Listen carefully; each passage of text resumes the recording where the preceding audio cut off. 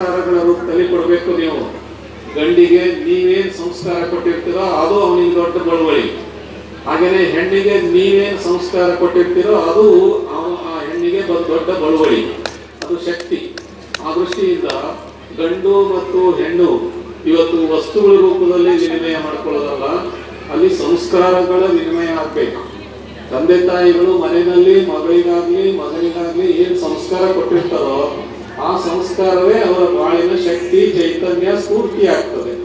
ಅಂತ ಆದರ್ಶವನ್ನ ನಾವಿಟ್ಕೊಂಡು ಮುನ್ನಡೆದ್ರೆ ಆ ಸಂಸಾರ ಆದರ್ಶ ಸಂಸಾರ ಆಗ್ತದೆ.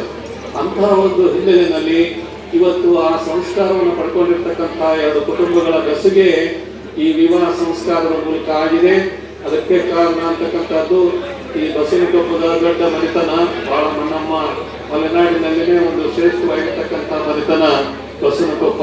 ಚನ್ನವೀರಪ್ಪ ಗೌಡರು ಬಹಳ ದೊಡ್ಡ ವ್ಯಕ್ತಿ.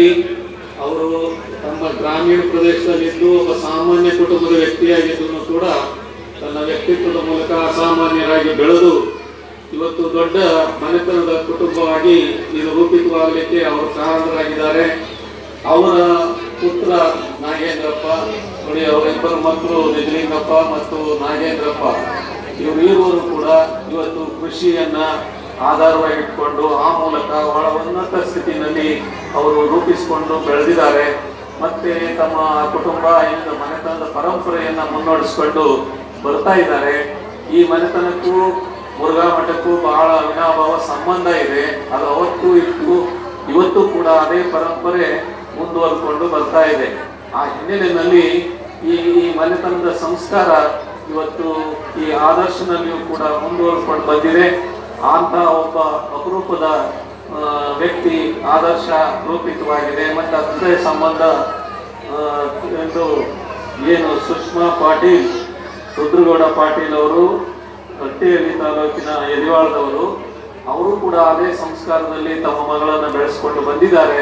ಆ ಹಿನ್ನೆಲೆಯಲ್ಲಿ ಈ ಎರಡು ಮನೆತನಗಳ ಬೆಸುಗೆ ಇವತ್ತು ಈ ವಿವಾಹ ಸಂಸ್ಕಾರದ ಮೂಲಕ ಆಗಿದೆ ಅಂತ ಹೇಳಿ ನನಗೆ ಈ ಸಂದರ್ಭದಲ್ಲಿ ಇನ್ನೊಂದು ಸಂದರ್ಭವನ್ನು ನೆನೆಸ್ಕೋಬೇಕು ಅಂತ ಅನ್ನಿಸ್ತದೆ. ಅದು ಇವರ ವೆಂಕಟೇಶಪ್ಪ ಗೌಡ್ರ ಮಗನ ಮದುವೆಯನ್ನ, ವಚನ ಮಾಂಗಲ್ಯ ಮದುವೆಯನ್ನ ಅವನು ಮಾಡ್ಕೊಂಡಿದ್ದ. ಬಹುಶಃ ನಾವೇನಾರ ಹೇಳೋದಾದ್ರೆ ಈ ಮದುವೆಗಳಿಗೆ ಹೋದಾಗ ಅದು ಒಂದೇ ಉದಾಹರಣೆ ಕೊಡ್ಬೇಕೇನಪ್ಪ, ಇನ್ನೊಂದು ಉದಾಹರಣೆ ಕೊಡಕ್ಕೆ ಯಾರು ಮಾಡ್ಕೊಂಡಿಲ್ಲ. ಆ ತರ ವಚನ ಮಾಂಗಲ್ಯನ ಎಲ್ಲ ವಿಶೇಷವಾಗಿ ಮಾಮೂಲಿನಂತೆ ಎಂದಿನಂತೆನೆ ಮದುವೆ ಮಾಡ್ಕೊಳ್ತಾ ಇದ್ದಾರೆ ಹೊರತು ಒಂದು ಹೊಸ ರೀತಿಯಲ್ಲಿ ಅಥವಾ ವೈಚಾರಿಕ ಹಿನ್ನೆಲೆಯಲ್ಲಿ ಆದರ್ಶವಾಗಿ ಮಾಡ್ಕೋಬೇಕು ಅನ್ನುವಂಥ ಒಂದು ಕಲ್ಪನೆ ಏನು ಬಂತಲ್ಲ, ಇದಕ್ಕೂ ಕೂಡ ನಾವು ಬಹಳ ಮೆಚ್ಚಬೇಕು. ಮತ್ತೆ ಆ ಒಂದು ಹಿನ್ನೆಲೆಯಲ್ಲಿ ಅದನ್ನ ಇವತ್ತು ನಾವು ಇಲ್ಲಿ ನೆನಪು ಮಾಡ್ಕೊಳ್ಳೋ ಬಯಸ್ತೀವಿ.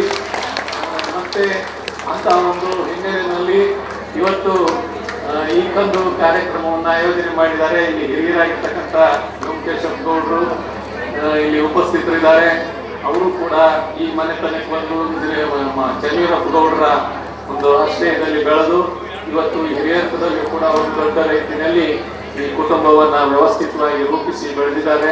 ಇದು ದೊಡ್ಡ ಕೃಷಿಕ ಕುಟುಂಬ, ಇದು ಈ ಮನೆತನ. ಇವೆಲ್ಲ ಈ ಒಂದು ಹಿನ್ನೆಲೆಯಲ್ಲಿ ಇವರೆಲ್ಲರ ಒಂದು ಆದರ್ಶಗಳು ಈ ನೂತನ ದಂಪತಿಗಳಿಗೂ ಕೂಡ ಒಂದು ಮಾದರಿಯಾಗಲಿ, ಒಂದು ಶಕ್ತಿಯಾಗಲಿ, ಚೈತನ್ಯವಾಗಲಿ ಅಂತ ಹಾರೈಸಿ ಇವರಿಗೆ ಸಕಲ ಸಂಪದವನ್ನು ಕೂಡ ಮುರುಗೇಶ ಅನುಗ್ರಹಿಸಲಿ ಅಂತ ಹೃತ್ಪೂರ್ವಕವಾಗಿ ಹಾರೈಸಿ ನಿಮಗೆಲ್ಲ ಶುಭ ಕೋರಿ ನಮ್ಮ ಆಶೀರ್ವಚನ ಒತ್ತಾಯ ಮಾಡ್ತಿದ್ದೇವೆ.